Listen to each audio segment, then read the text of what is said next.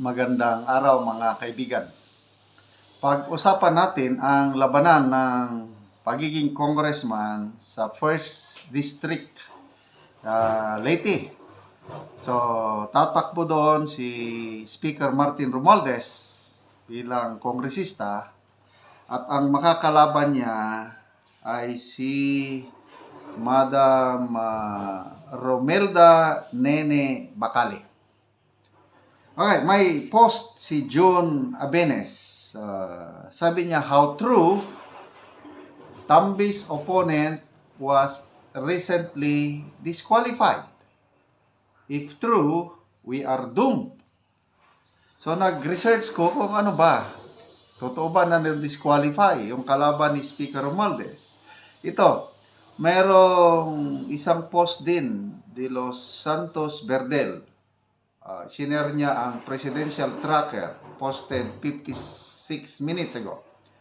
Sabi niya, Romelda Nene Bacali na makakalaban ni Martin Romualdez sa 1st District ng Tacloban, Leyte, dinisqualify ng COMELEC. Okay? So, nagbasa ako sa mga comments kasi wala pang official na balita. Ito, comments. Peter Theo Lavinia. Kilala ko ito. Taga Cagayan de Oro na very active sa social media si Mr. Peter Theo Lavinia. Sabi niya, not disqualified. So, hindi. But, she was certified as official candidate, pero pag-print ng balota na magic, nag-disappear ang kanyang name. Grabing daya na bodol ang taga Leyte. So, is this true?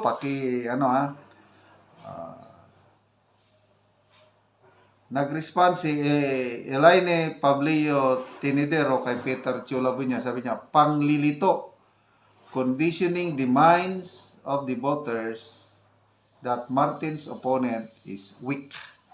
Sabi ni Bitita Nor Salam, habang may panahon pa, kalampagin nyo na ang COMELEC sa inyong distrito, huwag kayo papayag. Sabi ni Irene Ann Caballes, oh my God, di na pwede, di sila mag-reprint oy, mga tikasan kaayo, hinayupak. Sabi naman ni John Abenes, what? Di pwede mag-reprint, sir? Yan ang tanong. Kasi nakaprint na ng balotang COMELEC at according to Peter Theo Lavinia, walang pangalan ni Nene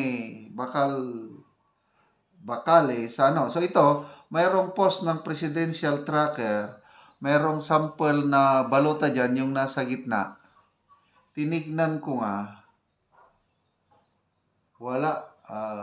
wala siyang pangalan. Ano ito? So, ito ba error lang?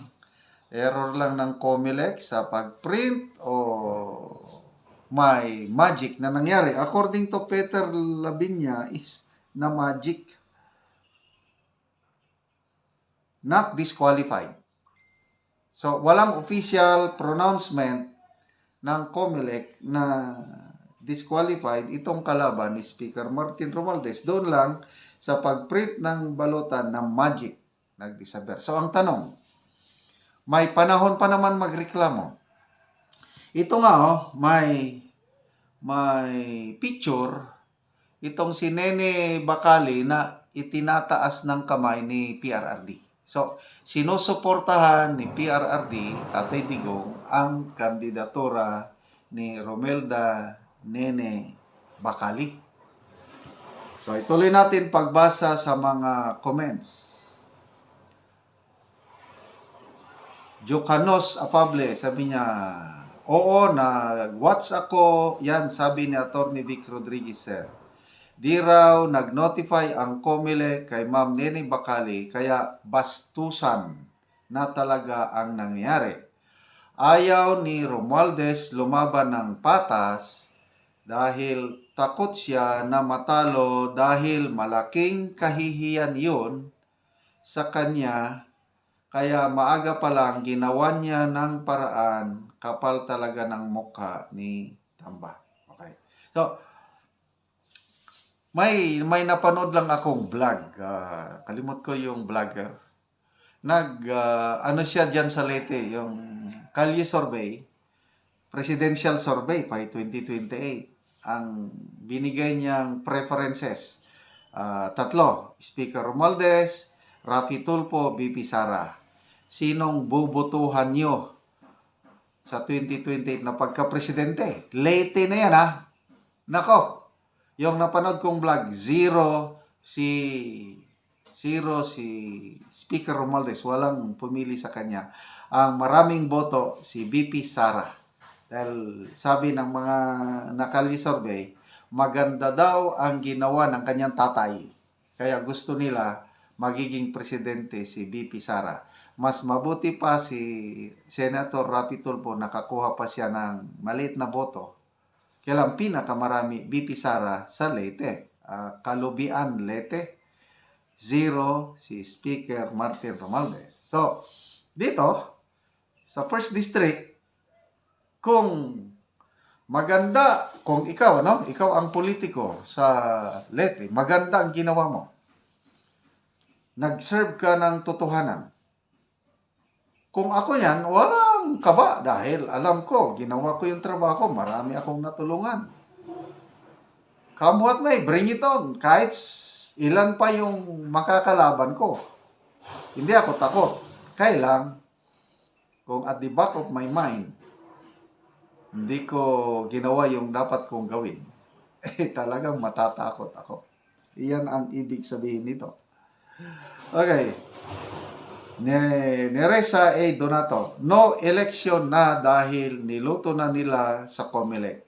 Huwag na paabutin mga yan sa Mayo. Rafael Molina, may batas pa ba sa Pinas? Tahasang pambabastos na yan. Bakit tatanggalin ang pangalan ng kalaban para sigurado ang panalo at patuloy ang korupsyon? Tatanong lang naman si Rafael Molina. Beethoven Tejero, sabi niya, election is no longer an option of choosing the right leaders for our country.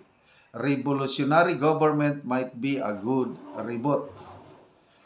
Cas Ding, sabi niya, bayad na ang COMELEC. Mi Amor, sabi niya, luto na ang election malamang.